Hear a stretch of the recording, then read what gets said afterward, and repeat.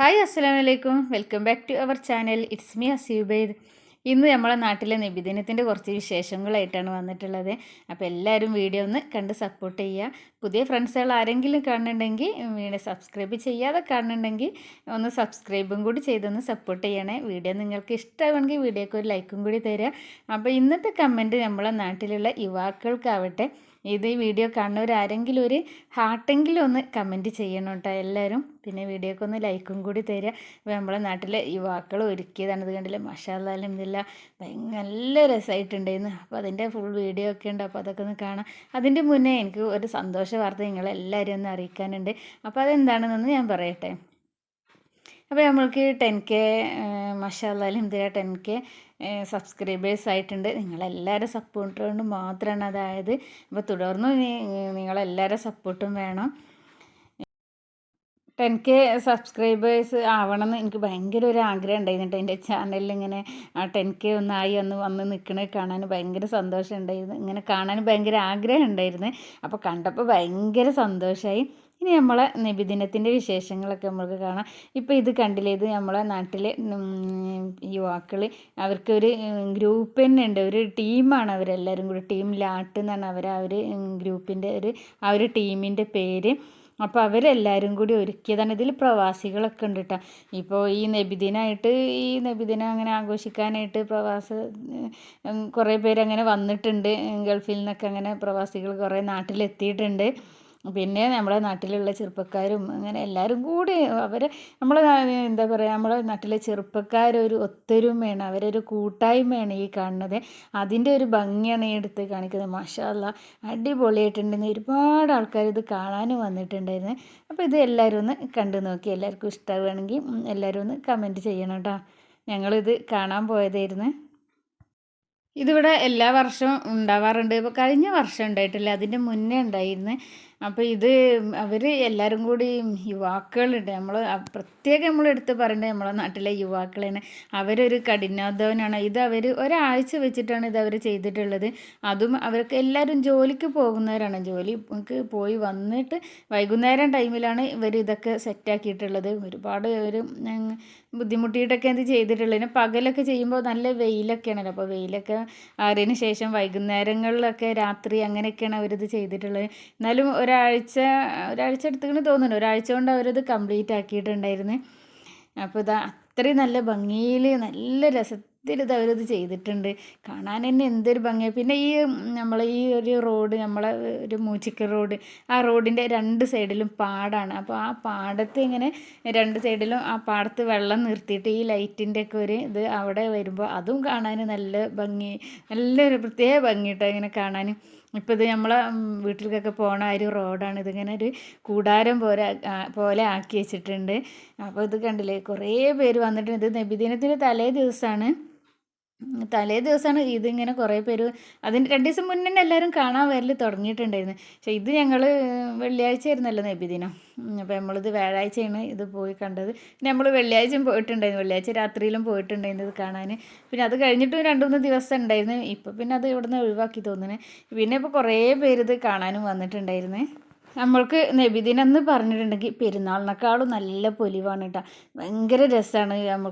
നമ്മളാ ഭാഗത്തേക്ക് ഇങ്ങനെ ഘോഷയാത്ര ഒന്നും വരില്ല. അപ്പോൾ അത് കുറച്ച് ഈ ലൈറ്റൊക്കെ ഉണ്ടല്ലോ, ഈ ഒരു ഭാഗത്തേക്ക് വേണം നമ്മൾക്ക് ഘോഷയാത്ര ഒക്കെ കാണാൻ വരാൻ.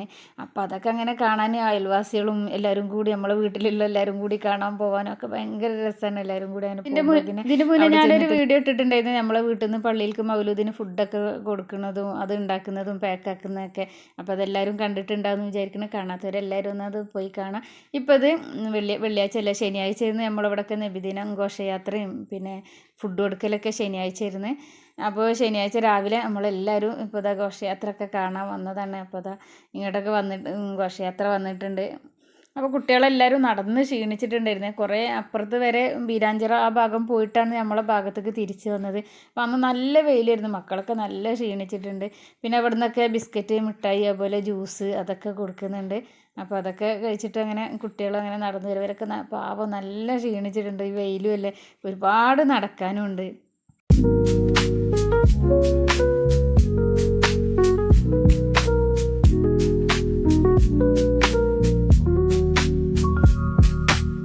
you